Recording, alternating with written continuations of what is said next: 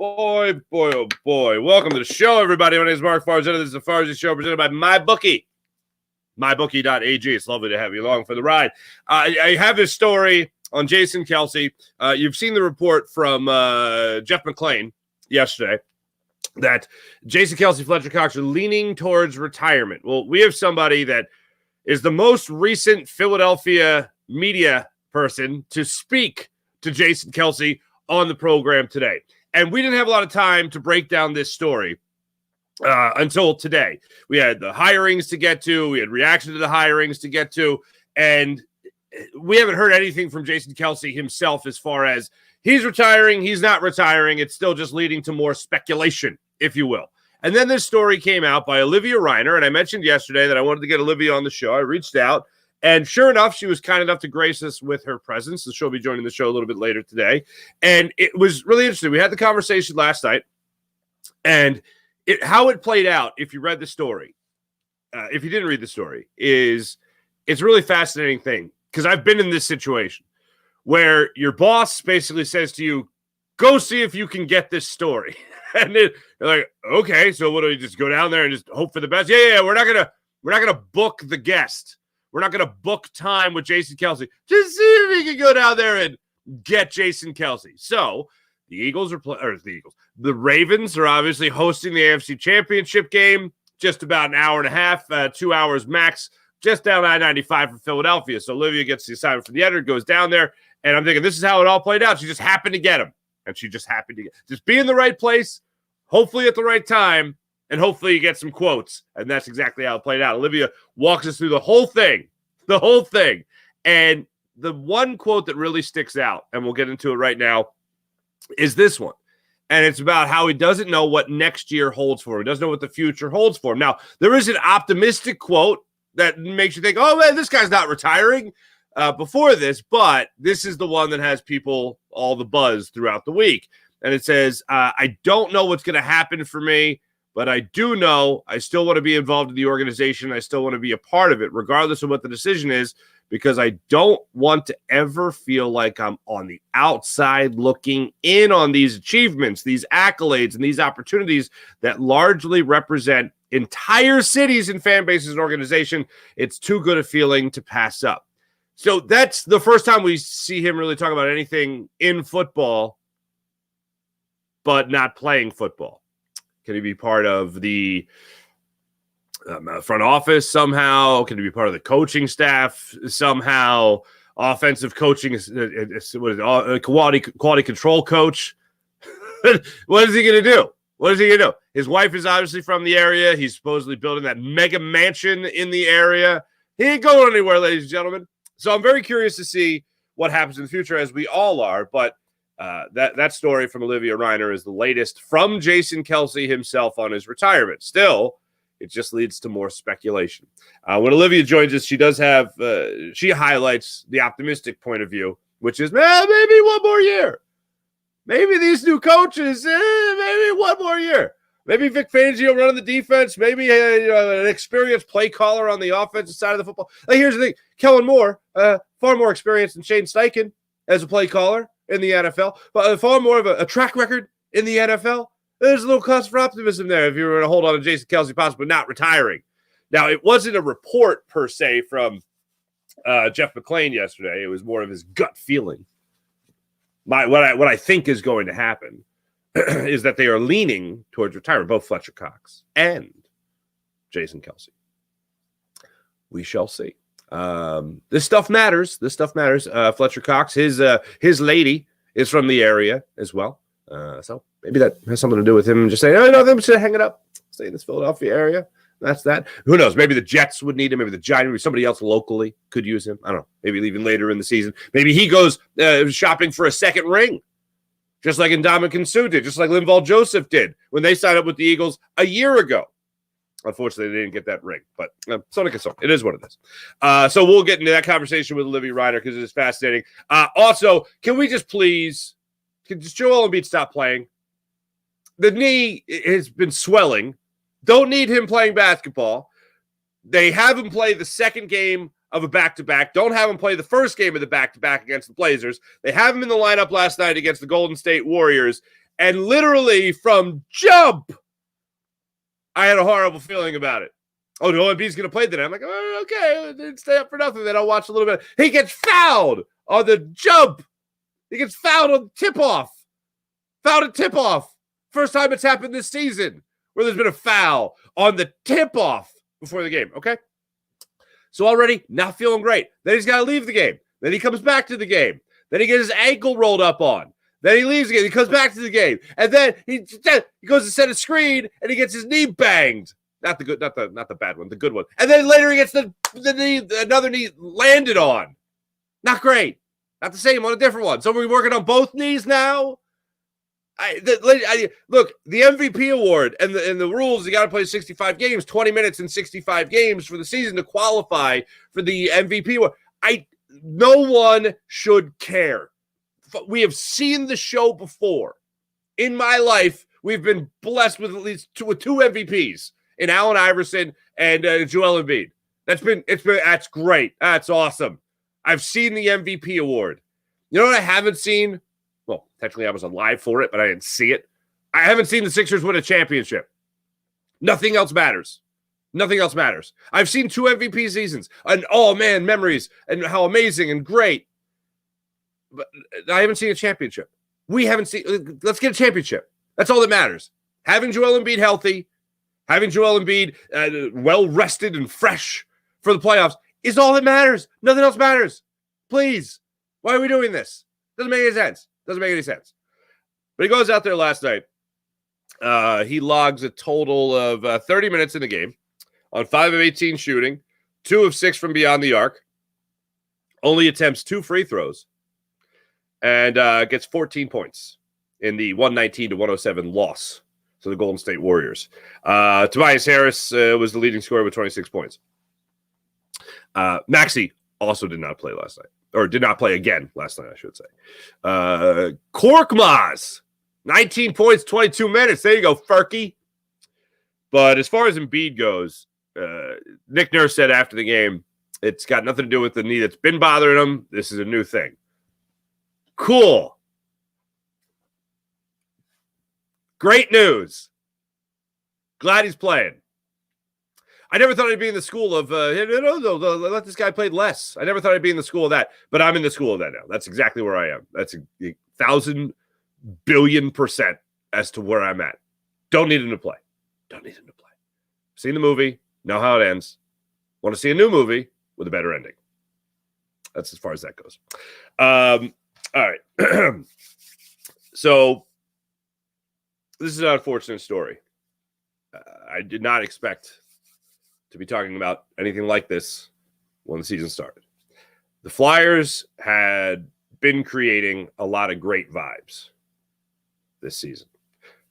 New president in Keith Jones, new general manager in Danny Briere, a goaltender in Carter Hart that we were really hoping was going to be that goaltender we've been waiting for all these years. I've been trying to I didn't want to talk about this story much until we knew something substantial. And the substantial thing happened yesterday where Carter Hart was charged with sexual assault. 4 other members of the NHL have also been told to turn themselves in to Ontario police in Canada. And that's what looks like Carter Hart's going to do. The police in Ontario are going to hold a press conference on Monday, where we'll know more information. But one thing I was hoping I wouldn't see was the word charged after Carter Hart. And that's where we're at. This is for sexual assault stemming from a 2018 incident during the World Junior Championships. And Carter Hart has been charged for sexual assault in the report is it's one lady that is that's awful. One lady is accusing 8 members of the Canadian World Junior hockey team of sexual assault, and Carter Hart is one of them. That's where we're at. We'll wait for more information. Carter Hart's side of things, according to his attorneys, he is innocent of the accusations. So we'll see what comes out of this. This is something that we're not going to speculate on. This is something we're just going to report the news on. and comment how just awful this is from every single possible aspect that something like this would happen. So that's that, unfortunately. And we'll get more information after Monday's press conference by Ontario Police. Without further ado, ladies and gentlemen, to get into this Jason Kelce story a little bit more and understand what the future holds for the Eagles center, Olivia Reiner went down to Baltimore with just the hope that she would get to talk to Jason Kelce and figure out a little bit more about what he's planning on in retirement. Also, at the end of this, Baltimore, on a much lighter note, Baltimore is one of the people underestimate it. It's one of the best food cities in the country. Okay, Philadelphia is above it. Don't get me wrong. But then Baltimore, seafood's amazing. But then they have like the very cultural, rich neighborhoods. Not as vast as Philly, but still very culturally rich. And there's one restaurant in particular that I love going to. And at the end, just a human interest, I asked Olivia, this wasn't scripted. All right, I didn't know what she was going to say. I said, hey, where'd you eat? And she mentions my favorite restaurant in Baltimore. It's pretty amazing. Not bar restaurant. I should be specific because Jimmy's, love you guys too. Jimmy's Seafood, been going to you guys since I was a little Mark. Little Mark was going. But she mentions my favorite place downtown, so to speak. Without further ado, on Jason Kelce to give us all the latest is Olivia Reiner of Inquirer.com. And joining us right now on the Rothman Orthopedics guest line from Inquirer.com. If you're not following her yet on social media, you got to follow Olivia Reiner right there of Inquirer.com. And I'm sure you've read by now the story that came out fairly late Sunday night, the story on Jason Kelce attending Travis Kelce's AFC Championship game, which they punched their ticket to the Super Bowl. But more importantly, Olivia caught up with Jason Kelce. Now, first and foremost, Olivia, I got to ask you this. Those kinds of things are so fluid. So when did you know you were going to Baltimore, Maryland? When did you know you were going down to the Charm City? And when did you know, if at any point you were going to get to talk to Jason Kelce? Yeah, so I had made plans via my editor to go to the AFC Championship game pretty much when we knew what the matchup was going to be. And we knew that the Chiefs would be there, the Ravens would be there. And obviously, like, the goal, I think, was to potentially get Kelce after, coming off the heels of the Chiefs-Bills game where Jason went super viral and he took his shirt off and everyone was, kind of up in arms about that. But so the aspiration was to try to get him at some point. Of course, that's a really lofty aspiration. At least it was for me because, who knows when I'm going to run into him. If I'm going to run into him, I don't have him on speed dial. I don't know him super well. I haven't been covering him for very long. I haven't been covering the team for very long. So it was, certainly the aspiration was to be able to talk to him and just honestly really keep an eye on him and see if he did anything of note, kind of similar situation to the Bills game. And just, have somebody there. It's a pretty quick drive from Philly. It took me about an hour and 45 minutes to get down there. And depending on how the game went, I had plans whether either team won. And I didn't put all of my stock in like, okay, I'm going to try to get Kelce and, that'll be my story. I had a plan if the Ravens won, I had a plan if the Chiefs won. And when the Chiefs won, I went down, before the Chiefs won, I should say, maybe about like 8 minutes before the game ended, I decided to go down to the field level and get in position to get out onto the field when the game ended. So I would be able to talk to, whoever was on the field, but also maybe keep an eye on whether or not Travis was interacting with his family out on the field or even in the stands, something like that. And that was pretty much the plan. So as soon as I got down there, I located where Travis Kelce was on the field. And as soon as I could get on the field, I was just like, I'm not letting him out of my sight. I'm just going to follow him around. And if I follow him around long enough, perhaps Jason Kelce will also appear. Just so happened that Taylor Swift also appeared. So I got to see that as well. It's just like, okay, fine. It was cool to see her and see them. And then luckily around the time when Travis went on stage with the rest of the team to receive the AFC title, I turned around and Jason was standing right there. So he was taking pictures with a ton of people, and I was not the only reporter that talked to him. There were some international outlets that spoke to him as well before I spoke to him. But after a long enough period of time, I was able to get a few minutes with him, and it was pretty wild. These are kind of the moments you go to journalism school for, just in preparation, and covering other big events has certainly helped me.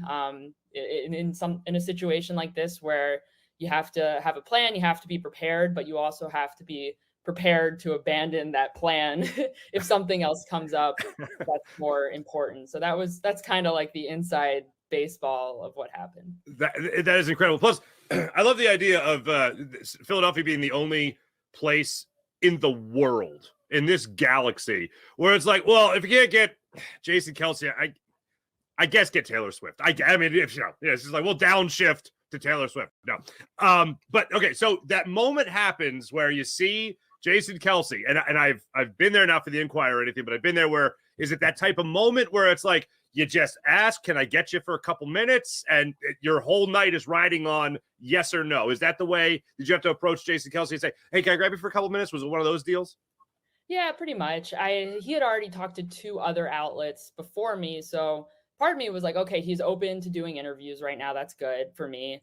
But also, perhaps maybe he's out of time and he wants to go see his brother, or he wants to go see his family, or talk to his brother's teammates, or go take more photos with people. So at the same time, like, I didn't want to take too much of his time, but I'm there to do a job, and he's a professional and he knows that I'm there to do a job. So I did really appreciate that he took a few minutes to speak with me.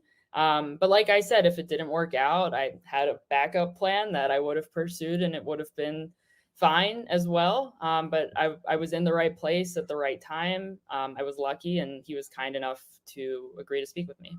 I like the idea of you just keeping eyes on Travis Kelce like a linebacker or a safety coming down to the box to making sure he wasn't getting out of your sight. So you actually had the best coverage of Travis Kelce all night, because I watched that game. You had the best coverage. When it came to the quote, and this is what everybody's talking about, and the way you wrote the story was great. I wanted to make sure I could get you on and tell the story and talk about what you wrote, because he's got you going left there for a second, where Jason Kelce is saying, I love playing, love this team, always want to be a part of it, that kind of thing. And then comes the right hook, get you, where the curveball comes and he says this. This is what has gone viral from the story. I don't know what's going to happen for me, but I do know I still want to be involved in the organization. I still want to be a part of it, regardless of what the decision is, because I don't want to ever feel like I'm on the outside looking in on these achievements and these accolades and these opportunities that largely represent entire cities and fan bases and organizations. It's too good a feeling to pass up. So that's kind of, other than seeing him do a podcast, do a talk show, do something else, that's him kind of talking about doing something within the world of football that will still scratch that itch of competitive nature. What did you take away from that quote that a lot of people have broken down? Yeah, I definitely took that away, that he wants to continue to be involved in the organization in some capacity, regardless of what his playing future looks like next season. Or I should say, if his playing future doesn't look like continuing next season, that he still wants to be involved in the organization. So I think that is, I guess, a relatively new revelation here. But at the same time, I think we've always known that. I mean, maybe at least from, it seems like, I don't know, I've kind of always figured that the Eagles would be like, why wouldn't they want to keep him around in some capacity? He relates so well to his teammates. He's such a good leader in that locker room. He has so much knowledge. And that even when he is done playing, why wouldn't they find a role for him in some capacity if he was interested? And, I don't know that for a fact that they would be willing to do that. But now at least we know that Kelce's interested in doing something in that manner. So I think that certainly is news. And so we'll see. I don't know what to expect, but it was definitely enlightening. And I think part of his admission there too, what came out of just that moment of being out on the field for the AFC title, watching his brother celebrate with his teammates, Jason knows these players very well too, just, after playing against them for so long, and, having some of them on his podcast and things like that. I'm sure to an extent they've become friends as well. So, I think you get wrapped up in the emotion of that moment, and you're like, I'm not ready to say goodbye to all of this right now, like entirely, maybe as a player, but maybe not in some other capacity with the Eagles organization. So we'll see. But I think, yeah, certainly that came out of part of the emotion of that moment. I mean, in all honesty, I think Jason Kelce would settle to be Swoop if it just meant he can stay around the building, stay around the players, of course. Overall, do you see him, like, what does your gut tell you? No, this is not me reporting. Whatever I'm about to say is just like my feelings and my thoughts. But I don't know. I thought that just speaking to Jason the other night, it really felt like in a way he kept the door open. You know, he didn't slam it shut. Just talking about kind of one of the other quotes I think that was interesting to me, and I actually have it pulled up too here, so so I don't misquote him. That he said that he's really looking forward to next year, and he looks forward to trying to prove people wrong, especially with some of the recent hires and Nick Sirianni coming back next season. And there's a lot of things up in the air for the Eagles, but that he thinks as a player, you always look forward to going into battle with your guys. I mean, that just to me doesn't sound like someone who has totally shut the door on it. I'm not saying that he is coming back or that, I don't know. But at the end of the day, he didn't sound like someone who has completely made up his mind that he will not come back. So we'll see. But I'm eager. Well, curious to find out. As am I. And then you're right. You read that, and that's perfect. That's what had me leaning in. And then all of a sudden, bang, curveball. I don't know what it looks like yet. And it's like, oh, come on, Jason. Come on. All right. So you're right. That does sound like someone who still has still has that competitive edge, not just to, be a scout or someone just to go, hey, rah, rah in the locker room or whatever. And plus, he's also good friends with Connor Barwin, who has carved out a nice little job for himself in the Eagles front office. So, maybe. But I'm with you. I'm like, this door's still pretty open for Jason Kelce as far as I'm concerned. As far as some other news I want to cover with you while we have you, Olivia, Nick Fangio, Kellen Moore, just want to ask you, thumbs up, thumbs down. What'd you make of the hires? Let's talk about Vic Fangio, first defensive coordinator, ton of experience, 20-year defensive coordinator coming in here to take over the Eagles defense. What was your reaction to Vic Fangio getting hired? Yeah, I think, here's a guy that the Eagles have some familiarity with, having worked for the team previously. And also you look at the way that the Eagles have had, their defenses have looked the last couple of years. So that with having some influence to some extent of Vic Fangio's scheme, whether, Sean Desai having worked under him with the Chicago Bears, Jonathan Gannon also talking about how, Vic Fangio influenced some of his, just the way that he ran his defense. So I think, if the Eagles like that, and we know that Nick Sirianni likes to try to limit explosive plays, that's one of his big defensive philosophies. And if he wants to continue kind of along a similar philosophy that the Eagles have been running over the last several years, then, hey, why not bring in the guy that is kind of the author of his own defense that the Eagles have kind of run similar schemes to over the last several seasons. So, time will tell. I still think that a lot of the defensive issues boil down to personnel too. So that, it's not just, hire a defensive coordinator and all of a sudden all the problems are fixed and things are great. I think that there's going to have to be some changes made defensively in order for things to get back on track. And I'm sure, there's no doubt in my mind that there will be changes to some extent. Just that's the nature of every season in the NFL. But we'll see exactly what Howie Roseman has up his sleeve in the offseason. Mm-hmm. Fair enough.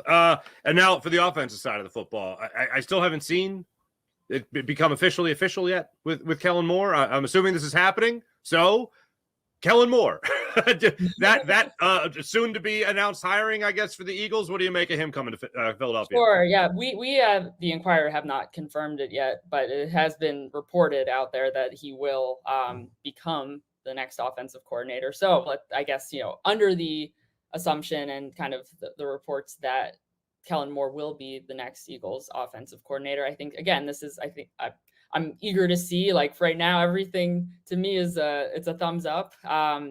It's just going to be a matter of time and a matter of, what is he going to be able to do with the personnel that he has. He has a very solid resume, especially coming out of Dallas, both in 2019 and 2021, having a lot of success calling those offenses. But I think, to me, what is going to be the most interesting is really how much power is he going to have, just in this offense to make decisions, obviously as a play caller, but this is going to be, at least the way that Nick Sirianni kind of worded it in his press conference the other week, is that he was looking for a new coordinator to come in and run their scheme, essentially, the coordinator scheme, not necessarily Nick Sirianni's offense, which is what has been the norm for the last several seasons under him in Philadelphia. So it's a departure from what the Eagles have known. So how much autonomy is Kellen Moore really going to have? It seems like maybe more than offensive coordinators past. So that is the big question for me that I'm looking forward to getting answers from once we are finally able to talk to Kellen Moore and check back in with Nick Sirianni about just what they envision for this offense next season. Yeah, because it is an interesting thing, and I know it's been said with a lot of disrespect. I may have said it once or twice with some disrespect, but it's a legitimate question. So because of the way the head coach of the football team has labeled this, defense coordinator handles the defense, offensive coordinators to be calling the plays. And what makes it so weird, it's not just a head coach saying, oh yeah, well, the offensive coordinator, of course, he handles the offense. No, this is a guy that once called plays, gave that a responsibility away. And then when he did that officially and made that announcement 2 years ago, he said, I'll do the game plan. I'll do the game plan. Then throughout this year, my offense, Brian calls the plays. Now it seems like hands are off more so than ever. So in your opinion, not reporting, but your opinion, what your gut tells you about this, what do you think Nick Sirianni's main role, other than the title of head coach, what do you think his main role is going to be week to week when it comes to prepping for these, 17 games? It's a great question. What we know based on what he said in that press conference about a week or so ago is that his job, the way that he sees it, first of all, he said that it's going to be very similar to what is going on right now, which presumably he means what has been going on at least this past season. But his job is to be, as he said, the head coach of the team. Not necessarily the head coach of the offense, as you said, the defense or the special teams, but to focus on the team and building the culture specifically. What that looks like on a daily basis, that is the question, and what that looks like in terms of game planning throughout the week and preparing the offense, I think that is also the question. And I think that's why it's important to get back with those guys, talk to them, talk to Kellen Moore about what his expectations are. Because it's like I said, it's a departure from what the Eagles have done typically. But that said, Nick Sirianni, and I think I'm sure a lot of fans were eager to hear him say this, was that they're looking for new ideas for the offense. He admitted that he felt like the offense had gotten stale toward the end of the season. And if you want to try to reverse that, you might as well bring in someone from the outside who's not from the same coaching tree, and who has had some different experiences and success in other places too. So we'll see if they're able to have the success that they're looking for. Still gathering information. Lastly, and this is probably the most important one. Did you get a chance to eat anywhere in Baltimore? Did you get in any of the good spots? Do you have to pack a lunch, eat at the stadium? What's the deal? Yeah, I did have a really good dinner in Baltimore, actually, the night before I met up with my former beat partner on the Flyers, Gianna Hahn. She is covering the Baltimore Ravens now for the Baltimore Banner, and she's doing a great job. Had a great season that came to an end, but I was able to have dinner with her the night before in Baltimore. We went to an Italian restaurant called La Scala, I believe. La Scala's. With the indoor bocce court? Court? Yeah. It was incredible. It was so good. Last time I was there was COVID. They still had tables on the bocce court. Was the bocce court open? I didn't sit down there. I sat upstairs, so I didn't actually get to see it. Oh, that's the fancy place. The fancy Next people time. Sit upstairs. Those highbrow people. No, I'm kidding. No, I absolutely. This is a real enjoy. I love that place. That place is amazing. And my wife and I, when my daughter was really little, she's only 4, so she was maybe a year and a half, 2. They took her into the kitchen. She was just roaming around the place, and of course, the owners are from Italy. And my daughter's name is Emanuela Farzetta, so they loved her. And they took her into the kitchen, showed her around, and it was such an awesome. I love that. Such a great restaurant. Anyone in the Baltimore area, go to La Scala. The place is amazing. Little Italy in Baltimore. Yeah, they got a Little Italy. Go there. Anyway, it was absolutely great catching up with you again, Olivia. Much appreciated. People need to check this story out on Inquirer.com. It really does offer a lot of information on what was going on in Jason Kelce's mind and how it's operating right now with the idea of retirement, of course, as we know, for a couple of seasons creeping in. Olivia Reiner, thank you so much for joining us. Much appreciated.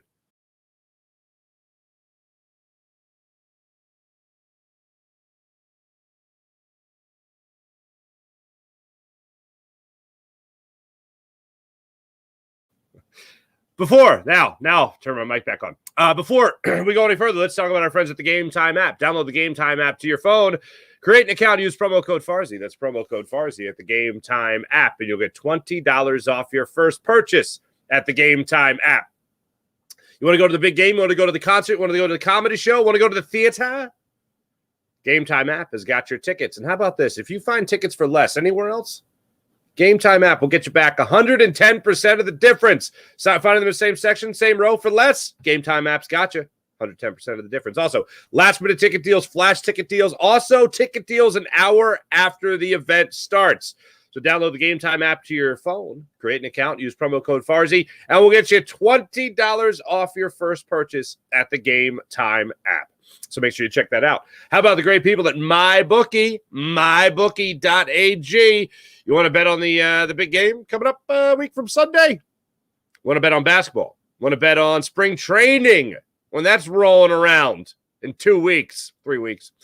You could do that at the game at the MyBookie, mybookie.ag. And how about this? If you download the app, you create an account, and you use promo code Farzy, you know what you get out of that? I'll tell you what you get out of that. You get out to $1,000 redeemable cash bonus at mybookie.ag. And it's not just for sports. Oh, man, no. It's for the whole world of things. Favorite TV shows, you can bet on them. Politics, you can bet on politics. You can do all that right there on MyBookie, mybookie.ag. Make sure you use promo code Farzy.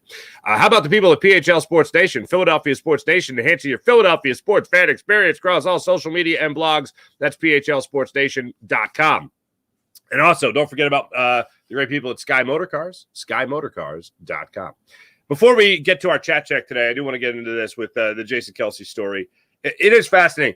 A guy that is saying, though, he wants to prove people wrong, and a guy that is intrigued by this coaching staff, that isolated is a very encouraging sign. And what you gather from Olivia Reiner is that, he's not done yet. But what takes the air out of the balloon and what made me go, I don't like it, was this quote. And like I said, while you're reading the story, like, okay, yeah. Oh, he doesn't like what people are saying about the. Oh, he likes the new hires. Oh, he wants to prove people wrong. All right, let's go. And then it's just like, but I don't know what's going to happen next year. Maybe I'll do something else with the organization. Damn it! That's what gets you. That's the part that makes you go, ugh. And what is so fascinating about it, it's the idea of, again, not Jason Kelce focusing on his entertainment career, if you will. He's focusing still on a continued football career, just not in the realm of playing, but in the front office. And he has seen guys do this in his time here. Brian Dawkins spent time in the front office during Jason Kelce's tenure here. Brent Selleck was helping out with the team a little bit during Jason Kelce's tenure here, obviously, of course, after the Super Bowl. Connor Barwin, I mentioned him yesterday. Plenty of players do it. You look at Andy Reid's coaching staff, you see some of his players on there. Greg Lewis. It's bonkers to me. You see guys like that still on his coaching staff. Some guys just want to stay in it. Jason Kelce seems like a guy that's going to want to stay in it. And one of the other things we have to keep in mind here is just not the mentoring process. And if you read Olivia's story, one of the players she mentions in terms of a mentoring status from Jason Kelce is Cam Jurgens. Let's not forget the idea that Jason Kelce was also someone involved in scouting Cam Jurgens. So maybe he's got an eye for that. Maybe he's got a knack for that. Maybe he's got a little, twinkle in his eye when it comes to scouting players out of college. Maybe that's the direction he wants to go. Got a young family, as we all know. Scout's got to travel a lot. Maybe an advisor to the general manager. Hey, Jason, let's watch this film together. Let's break this down. What do you think? That kind of thing. I think one of the most important things when you link it to the idea of not in the capacity of being a player, one of the stories you have to link about Jason Kelce is the story about him and Cam Jurgens. How he watched tape on him, how he liked the style of play that he had. Maybe a little bit, hey, it reminds me of me. Maybe we should take this guy out. And next thing you know, he's playing next to Jason Kelce on the Eagles offensive line, being coached by Jeff Stoutland. So that's one of the things I think we need to focus on. If there's any idea of what he could be doing after his playing career is over, where he still gets his hand in the thick of things, where he still has a little bit of input, a little bit of influence, and is still a part of the team in some capacity, that's something that I think we need to keep in mind. Also, if you watch the Jason Kelce documentary that came out months ago, that was put together by Jason Kelce, by Connor Barwin as well, there's two scenes that really stick out to me in that movie, in that documentary. One is where he's sitting at the poker table. Is it a poker table, or were they actually having some beers? But there's Harold Carmichael there. Todd Harrimans is there. Brent Selleck is there. All these guys are around the table kind of talking to him about what they went through during retirement. And it's like the common theme is that you got to make sure you got to make sure. That's it. You got to make sure. That's it. Maybe sometimes you want to, maybe some people want to leave a little bit left in the tank just so I can still play. Some guys want to do that. Other guys, no, they just want to know that they left it all out there. They got every ounce of playing football out of their system.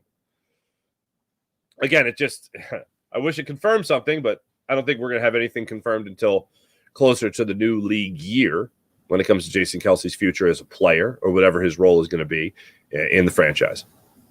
It all just leads to more speculation. The other thing I think you have to keep in mind with Jason Kelce from that documentary, aside from that scene where they're all sitting at the table, is they're sitting around the campfire. Jason Kelce and Connor Barwin, and Kelce's talking about how he has this, it does weigh in his mind that he's been playing for a long time, and CTE is a thing, and how he's got to trade some great years right now for some possible tough years down the line. And this is a very real thing that he talked about, how it's possible this could happen to him. And he hits his head on every play and all that. Something weighing in on his mind. And those are all the factors that go into this decision that he's making. So, again, I don't think this is going to be anything that we read a tweet. I don't think this is going to be anything that we read a report, whether it's the Inquirer, whether it's ESPN, whatever. It's not going to be something as simple as that. This is going to be a video announcement at the least that Jason Kelce is retiring. The scenario that came out a couple weeks ago on the Pat McAfee show, and I got to give him 100% of the credit. I happened to be watching, and he had a similar thought that I did. Like, Jason Kelce's not going to go down like this. This isn't how you just read a report from Adam Schefter that he's retired. That's not happening. This is Jason Kelce we're talking about. This isn't some guy that's just going to go down up Broad Street, over Market, JFK Bullet, or up Market, down the Parkway, the Ben Franklin Parkway to the Art Museum in a mummer's outfit. This is a guy that's not just going to go down the street in a T-shirt and jeans and sandals, flip-flops, whatever. No, this is a guy that's going to go down there in that mummer outfit. He's going to do it big, baby. And that's what he did. This isn't some guy that's going to be like, oh, well, look, oh, how about that? No, this is going to be a spectacle. And the idea Pat McAfee had, and if you haven't heard it, it's great. He goes out, he basically rents out an arena, Lincoln Financial Field, some kind of venue. They do some kind of New Heights live show with all special guests lined up, and then Jason Kelce announces his retirement. That would be more of a way that Jason Kelce retires. The only other way, since I've thought about it, that he could retire is he just goes to some random bar in Philadelphia and he tweets out himself, I'm retiring, beers on me, here's where I'm at. Woof, and the place is swarmed. That would be a very Jason Kelce type move. A very Jason Kelce type move. By the way, I'm done, and it's just him drinking a beer. But anyone that wants to meet me, I'm at McGillen's. I don't know. I'm just throwing it out there. That'd be another way he could go down. Wouldn't put it past him. But here's what I know. It's not going to be some tweet, some story written of how we found out. We're going to hear it from the lion's mouth himself, the horse's mouth himself, when he officially makes the decision as what his future holds as a member of the Philadelphia Eagles and in football. If he is done, it is a beautiful thing. And, look, Curt Flood was before a lot of our time, guy who kind of created free agency in sports. So for me, it's not weird when athletes change teams. Like when Brett Favre even went from the Packers to the Jets, I wasn't like, nah, that's weird. Nah, it was fine. When he went to the Vikings, I was like, oh, it's about rivalry, but whatever. This is what players do now. But when you do get guys that play their entire careers in one city, and we know far too well, seeing Brian Dawkins in a Broncos uniform was like, okay, this is weird. I feel weird about this. Seeing somebody finish their career here would be a marvelous thing. And I think Brandon Graham is going to finish his career here in Philadelphia. I don't think he's going to go anywhere else. I think he's going to get that what do you call it? Victory tour? Is that what farewell tour is what he called it. I think he's going to get that here in Philadelphia. That's a beautiful thing. Jason Kelce's a Hall of Famer. One of the greatest centers to ever play this game. Won a Super Bowl here in Philadelphia and provided all the motivation, provided all the content along the way. The send-off he's going to get is going to be spectacular. And knowing that he'll never wear another jersey other than the midnight and Kelly green is a wonderful thing. Absolutely wonderful thing. Also, before we get to our chat check today, the Pro Bowl is going to have 2 more Eagles. Pro Bowl, or as I like to refer to it, Pro Bowl asterisks, okay? Pro Bowl is now going to have Jalen Hurts and Darius Slay. And by the Pro Bowl, I mean the skills competition and the flag football championship. They were first alternates. Slay is going to be going in for Ward. Ward and Hurts is going in for Purdy, who are obviously going to be busy playing in the Super Bowl. Fine, great, dandy. First alternates. They're going to be joining the other Eagles Pro Bowlers in DeAndre Swift, Lane Johnson, Jason Kelce, Hassan Reddick, and Landon Dickerson. Cool. They get that accolade. Great. Fine.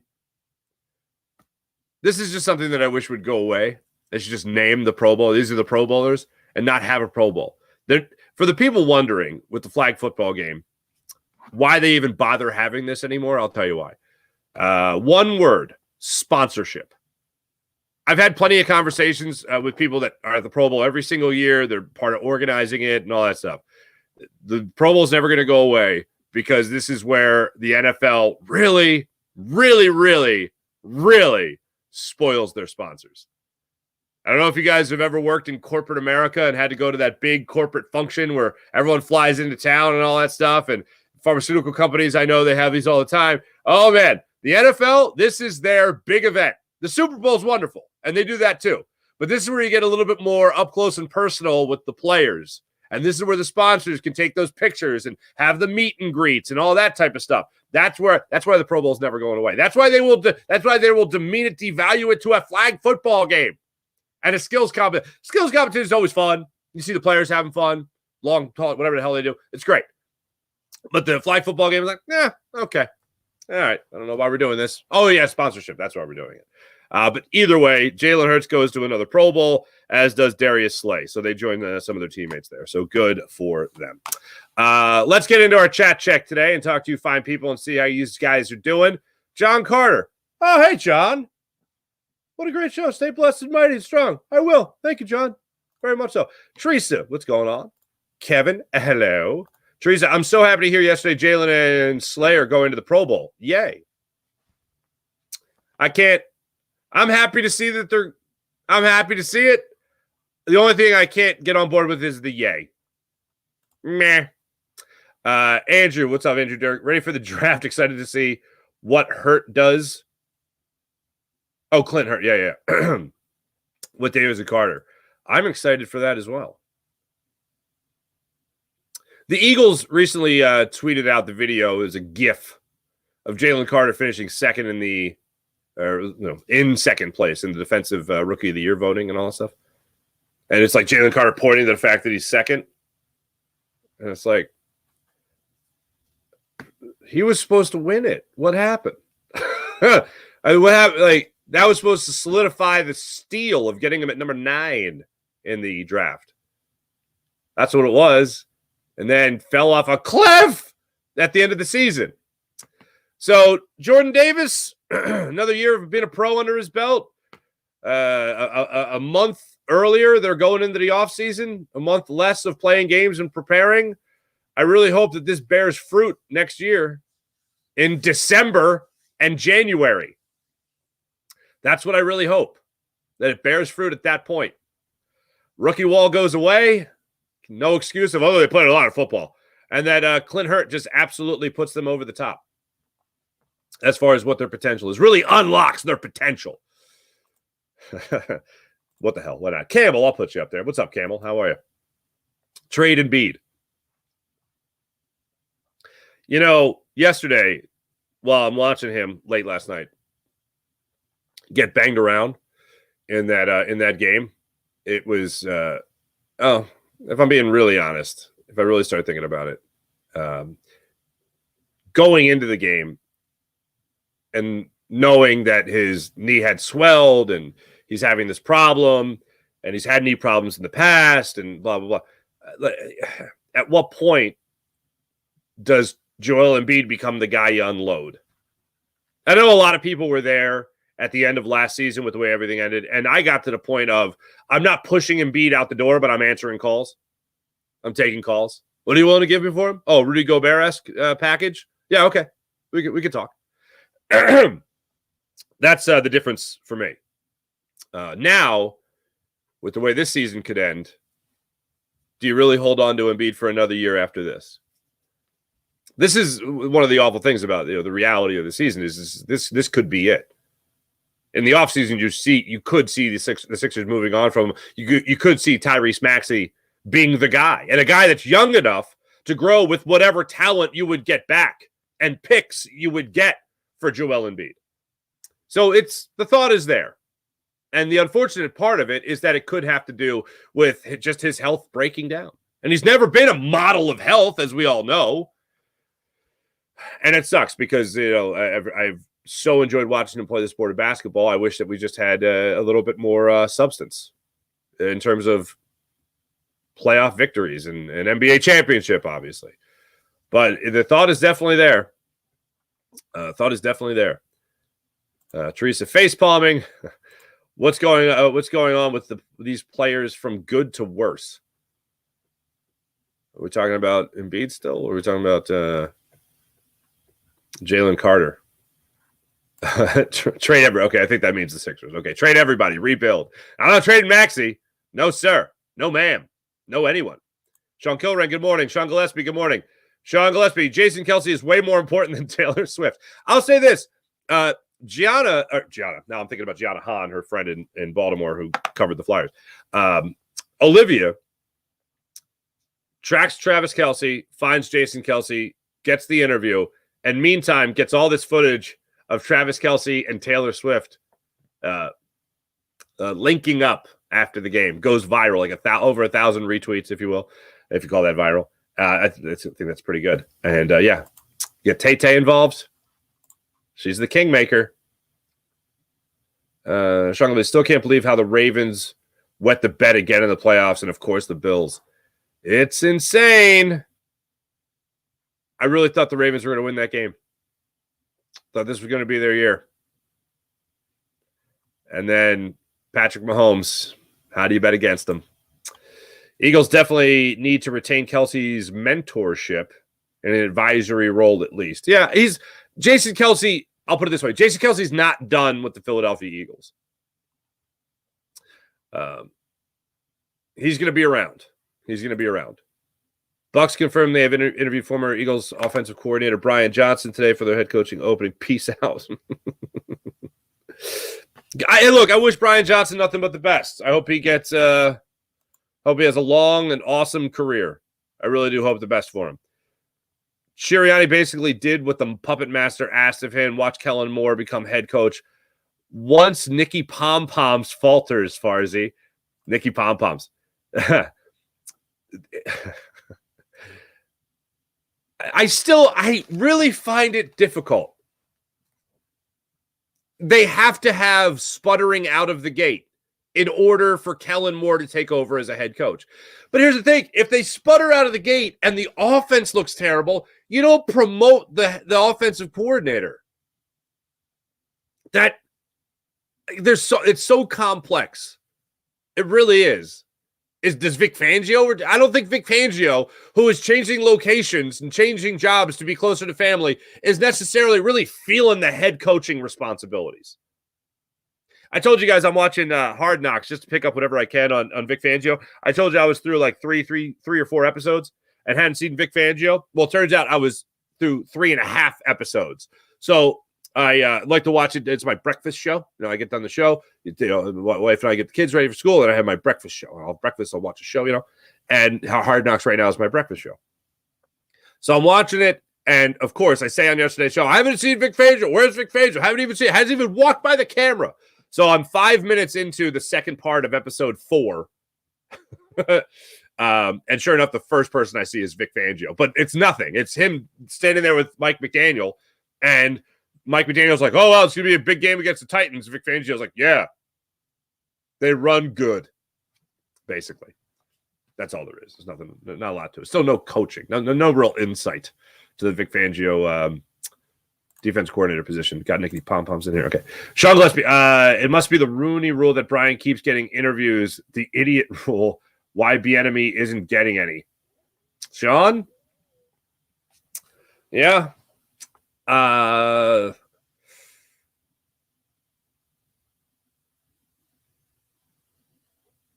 It could be. Here's one thing that I will say about Brian Johnson and that rule. Brian Johnson was part of an organization that went to a Super Bowl as the quarterback's coach. That's a nice thing to have on your resume. Brian Johnson had worked with Jalen Hurts. There's a regression, so it shouldn't be a brag. The long story short is people aren't going to look at it, I think, as closely as us when it comes to the overall demise of the team. It actually benefits Brian Johnson that the Eagles made a coordinator change during the season, and it wasn't him. And he still had a 7th-ranked offense, and he never called plays before. So people are going to be intrigued by that. That's what I will say. Jeremy, what's going on, man? My best to Kristen. Bieniemy is certainly more qualified than Brian Johnson for a head coach job as well as an OC. Yeah, I was thinking about it because I've said many times that when it comes to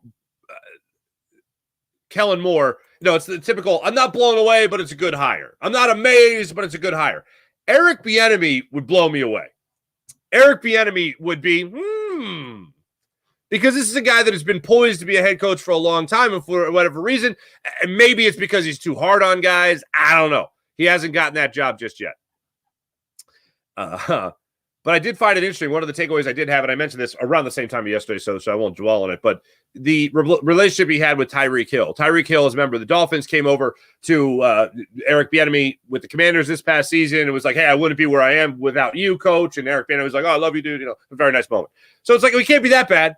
Can't be that bad if that player's crossing the field and say, I love you. Can't be that bad. But yeah, it is interesting. Joe, what's up? Man, no one cares. It's about the Pro Bowl? Yeah. It's fine. I'm seeing people talk about the Pro Bowl. I'm seeing people talk about the Super Bowl. Like, nobody cares. I don't know. I just don't. I can't live in a world where the Super Bowl doesn't matter.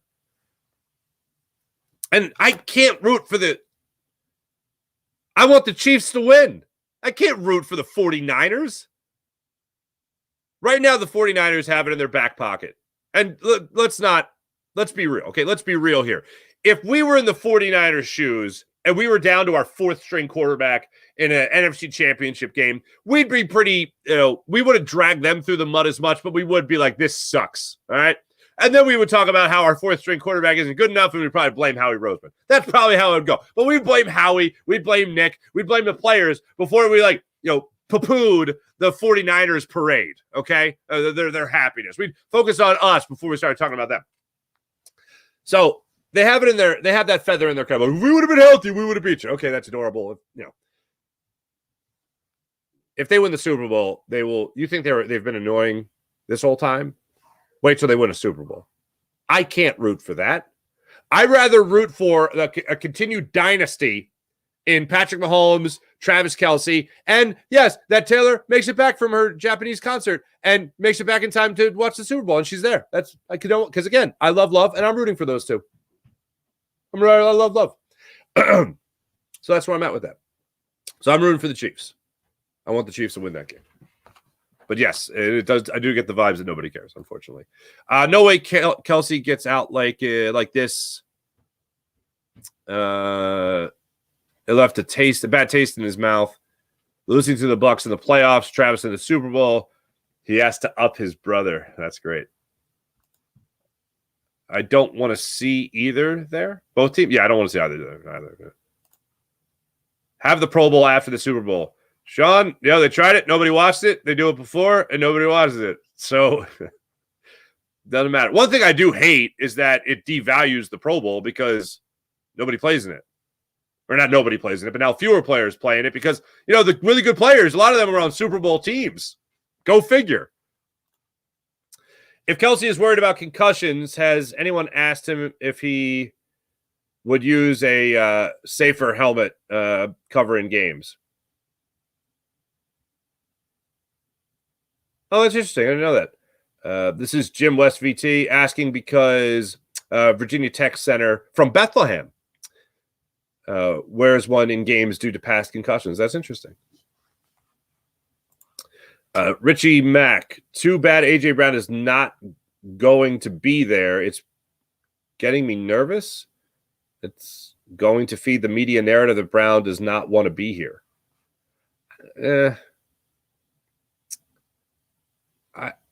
Look, I can't tell you about other media members' narrative or whatever, but I think Brown wants to be here. Financially, it would be really good for him to be here. Play-wise, I think it'd be really good for him to be here. If you're A.J. Brown, one of the first, when we talked to R.J. Ochoa of Blogging the Boys, that's one of the first things he talked about. It was about how, run up the score. If you're a wide receiver, it's a good time to be a wide receiver. You want numbers? You like having receivers with back-to-back 1,000-yard seasons? Keep that coming, baby, because Kellen Moore's not going to shy away from that. He's only going to help it. So if you're Devontae Smith, if you're A.J. Brown, you want to be here. Pro Bowl is a waste. Is a waste ever since it left Hawaii. Oh man, brief personal story on that. When I was working for Sunday Night Football, I ran this machine for Chris Collinsworth. Basically, I wasn't talking to Chris Collinsworth. It wasn't like that. Nothing like that. Nothing pretentious like that. But I was running the machine for him. We didn't have any communication during the games, and I was told I wasn't going to Hawaii when they had the Pro Bowl, when the NBC had the Pro Bowl. And I'd never been to Hawaii. And I was like, what better way to end a football season than me in Hawaii, right? So one year, it was kind of close that I was going to go to Hawaii, right? And I was told by my production manager, I was like, hey, we're not going to have that machine in Hawaii. It's a Pro Bowl. Nobody, we don't break it down as much as we do other things. So we're not going to fly out and do the thing. I'm like, all right, I get it. Whatever. So then I'm sitting at my post and, I hear Chris Collinsworth say to Fred Gadelli, the producer, hey, Fred, here's a guy. No, all right. I hear him say, hey, Fred, is it true we're not going to have my tape machine in Hawaii? And Fred's like, well, yeah, we don't break down plays nearly as much as we do during regular season games. So basically, the machine I ran allowed Chris to see the play immediately after it happened. So while Al Michaels was saying, and in for the touchdown on a 20-yard run is LaShawn McCoy, whatever. By the time he's done that whole call, I have already replayed that play 3 or 4 times so that Collinsworth can be sure as to where the guard pulled to make a block or that where Shady made a cut to get to the end zone or something like that. So we can see the play over and over before he breaks it down for you. We the slang term for it was the clicker, okay, the clicker. So I'm hearing Collinsworth say to Fred Gadelli, "Drew, we're not going to have this in Hawaii." And Fred's like, "Yeah, we don't break it down as much." He's like, and Chris is like, "I could really use it." And I'm like on the edge of my seat. I'm hearing this. I'm like, "Oh my God, I'm going to go to Hawaii." And then I just hear Fred go, "We'll talk about it later." Just like I'm like, I'm not going to Hawaii. Damn it. So close. If I could just sell Chris Collinsworth and Fred Gadelli the fact that I am absolutely essential personnel, I could be on the beautiful beaches eating sushi in Hawaii. Womp, womp. I know. Incredible story. I know. Pro Bowl is a waste. Bad time. Ever since I left Hawaii. Bad time in Philly sports. Eagles season done. Embiid injury. Flyer situation. Go Phillies. Thank you, Richie. I see the Eagles trading up in this draft for some key players. They got, 11 picks this year? Teresa, so ready for the Phillies, as am I. Today, AJ Brown is going to speak about the Eagles' season this year. Eagles fan, thank you, Sean. The porcelain doll Embiid should have sat regardless of knowing the knee issue. The window is slowly closing for the Sixers. I'll say this: the window might be closing with Embiid, but it's opening with Tyrese Maxey. Eagles fan, that is interesting. Teams aren't flocking to Bieniemy. Why aren't teams doing that? Something's off about Bieniemy, says Eagles fan. I agree. It's been so long. It's like, what's the deal here? But I did find it interesting that in his first experience away from KC, the first story is, oh, Eric Bieniemy's a tough SOB. It's like, really? That's the problem? Oh, interesting. Interesting. Thanks, everybody in the chat. You got, oh, whoa. Where'd all these come from? All right. Appreciate you guys. You guys are wonderful, as per usual. All right. The Flyers are still on their break. Sixers still on the West Coast. They dropped to 29-17 on the season. They'll be back at it tomorrow night, February 1st, 10 o'clock. Another 10 o'clock tip-off, third straight 10 o'clock tip-off. This one in Utah against the Jazz. We'll see what the deal is with Joel Embiid. He is set to have an MRI today. So news on that later today. Thanks for watching. Thanks for listening. You guys are wonderful as per usual. This is the Farzy Show presented by MyBookie, mybookie.ag. My thanks again to Olivia Reiner joining the show, giving us all the goods on Jason Kelce and her catching up with him down in Baltimore, Maryland. Thanks, everybody. Catch you tomorrow. See ya.